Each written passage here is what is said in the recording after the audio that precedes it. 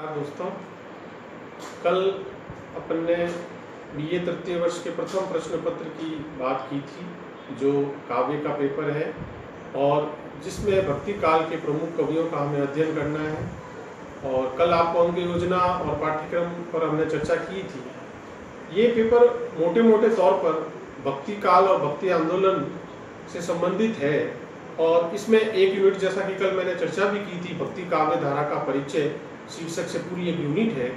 लेकिन उस चौथी यूनिट पे जाने से पहले अगर अपन पहली यूनिट से बात करें तो जो प्रमुख कवि है कबीर और जायसी, जितने भक्त काल के कवि हैं वो आपके पाठ्यक्रम में है। तो जो हमारे कॉलेज के विद्यार्थी हैं, इससे पहले कि अपन भक्ति काल के कवियों को और उनकी पुस्तक को पढ़ना शुरू करें, थोड़ा मोटा मोटा अपने को भक्ति काल को जानना बेहद जरूरी है, क्योंकि भक्ति काल एक पहला ऐसा सांस्कृतिक साहित्यिक आंदोलन है जो अखिल भारतीय स्वरूप पर था। केवल किसी क्षेत्र विशेष तक ये सीमित नहीं था, यह पूरे भारतवर्ष में व्याप्त एक सांस्कृतिक साहित्यिक आंदोलन था। ये केवल एक लिटरेचर से रिलेटेड नहीं था, ये संगीत से भी रिलेटेड था, कल्चर से भी रिलेटेड था और पूरी इसकी व्याप्ति जो है अखिल भारतीय थी। तो अपन जो है कबीर, तुलसी, जायसी, इन पर भी चर्चा करेंगे, लेकिन इससे पहले ये जानना जरूरी है कि जिस भक्ति आंदोलन की हम चर्चा कर रहे हैं या जिस भक्ति काव्य धारा की बात कर रहे हैं, वह कश्मीर से लेकर तमिलनाडु तक और गुजरात, राजस्थान से लेकर असम तक व्याप्त था। अगर अपन इसकी समय सीमा की बात करें तो आप देख लीजिए, मोटे मोटे तौर पर भक्ति काव्य धारा 8वीं शताब्दी से लेकर 18वीं शताब्दी तक व्याप्त रही और किन्हीं अर्थों में आज भी साहित्य में भक्ति परक कविताएं लिखी जा रही है। लेकिन अगर अपन इसके मोटे मोटे तौर पर समय सीमा की बात करें तो 8वीं शताब्दी से भक्ति की काव्य धारा की शुरुआत हो जाती है और उनकी कविताएं मिलने लगती है और इसका श्रेष्ठ रूप, प्रखर रूप जो है वो आपका 14वीं शताब्दी से लेकर 17वीं शताब्दी तक जो है इसका स्वर्ण युग अपन कह सकते हैं कि भक्ति काव्य धारा या भक्ति साहित्य का एक गोल्डन पीरियड जो है वो 14 से लेकर 17वीं शताब्दी तक रहा। तो मैं बात कर रहा था भक्ति कविता की या भक्ति काव्य धारा के अखिल भारतीय स्वरूप की। अब आप देखिए कि भक्ति काव्य धारा जो हम अपने पाठ्यक्रम में पढ़ेंगे वो केवल एक उत्तर प्रदेश और राजस्थान के कवियों को केंद्र में रखकर, चूंकि वो हिंदी भाषी थे, हिंदी की बोलियों में उन्होंने रचनाएं की है, इसलिए वो जो है उससे संबंधित है। लेकिन अगर अपन देश के सबसे ऊपर के हिस्से से शुरू करें तो कश्मीरी भाषा में जो है ललदे नामक कवित्री जो होती हैं, वहाँ से जो है कहते हैं कश्मीरी साहित्य भी उन्हीं से शुरू हुआ है। तो वहाँ से वो जो है भक्ति काव्य धारा जो कश्मीर से शुरू हुई है, वो वहाँ से शुरू होकर जो कश्मीरी साहित्य आगे बढ़ता है तो शुरुआत उसकी तकरीबन भक्ति साहित्य से ही होती है। फिर कश्मीर से नीचे अगर अपन पंजाब में आए तो गुरु नानक के रूप में हमको बहुत बड़े भक्ति के कवि मिलते हैं, सिख धर्म के संस्थापक। उन्होंने भक्ति पर बहुत सारी रचनाएं की है। तो पंजाबी में भी हमको भक्ति का बहुत बड़ा जो है साहित्य मिलता है। और राजस्थान जहाँ के हम रहने वाले हैं वहाँ की बात करें तो आप जानते ही हैं, मीरा के रूप में सबसे बड़ा नाम है, दादू, सुंदरदास और बहुत सारे भक्ति काल के कवि हुए हैं। तो कश्मीर, पंजाब, राजस्थान में मीराबाई, दादू, सुंदरदास और बहुत सारे कवि जो है भक्ति में जिन्होंने कविताएं लिखी। अब अगर अपन नीचे चले तो गुजरात में नरसिंह मेहता वैष्णव भक्त कवि हुए, बहुत बड़े कवि हुए हैं 14वीं शताब्दी के, वो भी भक्ति की रचनाएं लिखते हैं। अगर हम उससे और नीचे जाएं तो महाराष्ट्र तो भक्ति का गढ़ था। कहते हैं कि नामदेव ही महाराष्ट्र से जो है भक्ति के कुछ बीज लेकर उत्तर भारत की तरफ आए थे। चूंकि नामदेव बहुत घूमने और घुमंतु प्रवृत्ति के व्यक्ति थे, जन्मे जरूर महाराष्ट्र में थे लेकिन उनकी मृत्यु पंजाब में हुई थी, तो वो वहाँ से भक्ति काव्य धारा का प्रचार प्रसार करते हैं। एकनाथ हैं, आपके जो है तुकाराम हैं। तो मराठी में तो जैसे मीराबाई की तरह स्त्री रचनाकार भी हुई है, मुक्ताबाई है और जो है, तो उन लोगों ने भक्ति की कविताएं लिखी। तो इस तरह से जब भी हम अपना पेपर पढ़ेंगे कि भक्ति आंदोलन तो हमें ये पता होना चाहिए कि भक्ति आंदोलन एक बहुत बड़ा आंदोलन था मध्यकाल, जिसने केवल राजस्थान या उत्तर प्रदेश को तक ही सीमित नहीं रहा, बल्कि वो पूरे भारत में व्याप्त था। इतनी उसका जो है प्रबल वेग था। अब अगर अपन दक्षिण भारत की ओर जाएं तो आंडाल जो है तमिल भाषा की बेहतरीन कवित्री हुई है, वो भी एक भक्त कवित्री थी। और वहाँ तो उत्तर भारत से बहुत पहले भक्ति की जो है शुरुआत नायनार और आलवार के द्वारा हो गई थी। अगर हम कन्नड़ भाषा की बात करें तो अक्क महादेवी बहुत बड़ी जो है भक्ति की एक कवित्री थी।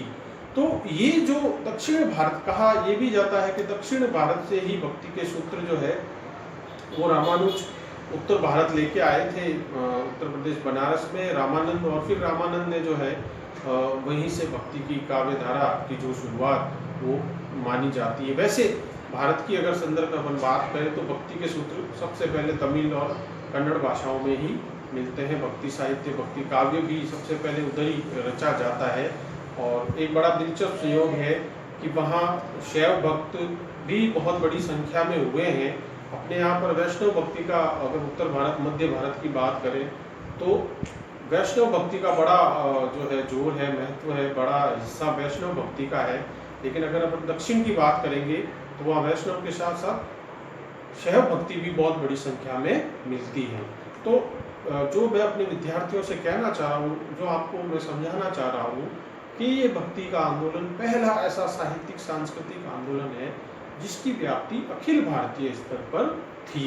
अगर हम उड़ीसा और बंगाल आते हैं तो जयदेव के रूप में हमें एक बहुत बड़े रचनाकार मिलते हैं जिनकी रचना गीत गोविंद आप सब जानते हैं। श्री कृष्ण और राधा को लेकर वो लिखी गई है, भक्ति का एक अद्भुत वो ग्रंथ है। बंगाल में बाउल जो हम रचनाकार कहते हैं, जो अनपढ़ ही थे पूरी तरह से, लेकिन उनकी रचनाएं आज भी बहुत प्रसिद्ध है। और वो बार बार कहते हैं कि मनुष्य सत्य की बात करते हैं, यानी जो मनुष्य है वही जो है सत्य है, मानवीयता ही सत्य है। दूसरी चीज़ें सभी व्यर्थ है, जो हम बाहरी आचरण और जो अभी जिस दौर में हम गुजर रहे हैं वहाँ मनुष्य सत्य की जो पहचान भक्ति काव्य करता है, आज उसी की बहुत बड़ी मात्रा में ज़रूरत है। अगर हम उत्तर पूर्वी भारत की ओर जाएं तो असम के रूप में हमें एक बहुत बड़ा राज्य मिलता है और असमिया भाषा में शंकर देव एक बहुत बड़े भक्ति के कवि हुए जिन्होंने 14वीं शताब्दी में वैष्णव धर्म को लेकर वैष्णव भक्ति के ऊपर बहुत बड़ी कविताएं लिखी। अगर वापस हम इधर की तरफ आए तो मिथिला भाषा जो बिहार की एक बोली है और हिंदी की भी एक बोली है, तो वहाँ विद्यापति मिलते हैं जिन्होंने शैव भक्ति पर बहुत बड़ी रचनाएं लिखी है। तो अब अपन देख लीजिए, अगर अपन नक्शे को देखें तो ये भक्ति जो है पूरे एक अखिल भारतीय स्वरूप को करते हुए जा रही है। कश्मीर से अपन शुरू हुए, ललदे से, राजस्थान मीराबाई, दादू, सुंदरदास और भी बहुत सारे छोटे बड़े भक्त कवि, नरसिंह मेहता गुजरात, फिर महाराष्ट्र में तुकाराम, नामदेव, ज्ञानेश्वर, फिर नीचे आते हैं अपन कन्नड़ में अक्क महादेवी, अंडाल, तमिलनाडु में आलवार नायनार भक्त कवि, ऊपर चलते हैं उड़ीसा बंगाल में जयदेव है, असमिया में शंकर देव है। और फिर हम हार्टलैंड अपना जो भारत का अगर आते हैं मध्य भारत की, उत्तर भारत की ओर, तो आपको सभी परिचित हैं, छोटी कक्षाओं से ही आप पढ़ते आ रहे हैं कि भक्ति के सबसे बड़े कवि जो है बनारस में दो होते हैं, पहले कबीर और दूसरे तुलसीदास। यानी जो बनारस है वो वहाँ पर दो बहुत बड़े भक्त कवियों का जो है संबंध रहा है, तुलसीदास और कबीर का। तुलसीदास ने वैसे अयोध्या में ही रामचरितमानस लिखी थी, लेकिन कुछ हिस्सा उन्होंने बनारस में भी लिखा था। तो ये दो बहुत बड़े कवि होते हैं। फिर थोड़ा अगर अपन इधर ब्रज की तरफ आए, राजस्थान सीमा की तरफ चले उत्तर प्रदेश से, तो एक बहुत और बड़े कवि भक्ति के होते हैं जो आप बहुत अच्छे से जानते हैं, सूरदास। एक और बड़ी रोचक बात है भक्ति के अखिल भारतीय स्वरूप में, जो हम एक और धारा को जोड़ना चाहेंगे, वो है सूफी काव्य धारा। तो सूफी काव्य धारा जो है, वैसे तो सूफीइज्म इस्लाम का एक रूप है, इस्लाम की जो एक सहिष्णु पक्ष है उससे सूफी काव्य धारा और सूफी साहित्य का जन्म हुआ है। लेकिन हमारे भक्ति काल में बहुत बड़ी संख्या में सूफी कवि हुए हैं जो भले ही वो फारसी पद्धति से या फारसी लिपि में लिख रहे थे, लेकिन लिख वो सब अपनी लोक भाषाओं में रहे थे। अवधी मोस्टली अवधी में उन्होंने लिखा है, चाहे जायसी हो, चाहे मुल्ला दाऊद हो, चाहे मंजन हो, तो इन सब ने जो है लोक भाषाओं में, अपने यहाँ की भाषाओं में भक्ति की बात की है। इधर और एक बड़े कवि हुए हैं रसखान। तो इस तरह से हम देखते हैं कि जो भक्ति की काव्य धारा पूरे भारत में हमको प्रवाहित होती दिखती है। इसीलिए मैंने कहा शुरू में इस व्याख्यान के कि भक्ति काव्य धारा जो एक अखिल भारतीय आंदोलन था। तो जब भी हम आगे भक्ति आंदोलन पढ़ेंगे या जब भी हम भक्ति को समझने का प्रयास करें या भक्ति काव्य धारा को समझने का प्रयास करें, हमें ये जरूर पता होना चाहिए कि हमारे कवि या केवल जो हिंदी की बोलियों की हम बात कर रहे हैं, भक्ति के कवियों की, भक्ति के कवियों की, केवल भक्ति काव्य धारा वहीं तक सीमित नहीं थी, बल्कि उसका स्वरूप अखिल भारतीय था।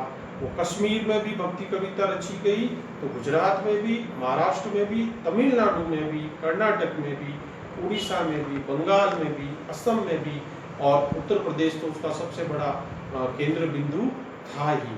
तो आज के व्याख्यान में जो हमने विद्यार्थियों, जो आपने सबसे बड़ी जो चीज पता चली या जो आपको समझना चाहिए कि भक्ति आंदोलन जो है वो एक अखिल भारतीय स्वरूप लिए हुए आंदोलन था, और वो पहला भारत में साहित्य का कोई ऐसा आंदोलन था जो अखिल भारतीय स्वरूप पर फैला, विस्तार हुआ, और जिसका इतना प्रबल वेग हुआ, इतना जो है बड़ा उसका आयाम है कि आज 600, 700, 800, 900 साल बाद भी भक्ति काव्य की प्रासंगिकता बनी हुई है, उन भक्त कवियों की प्रासंगिकता बनी हुई है।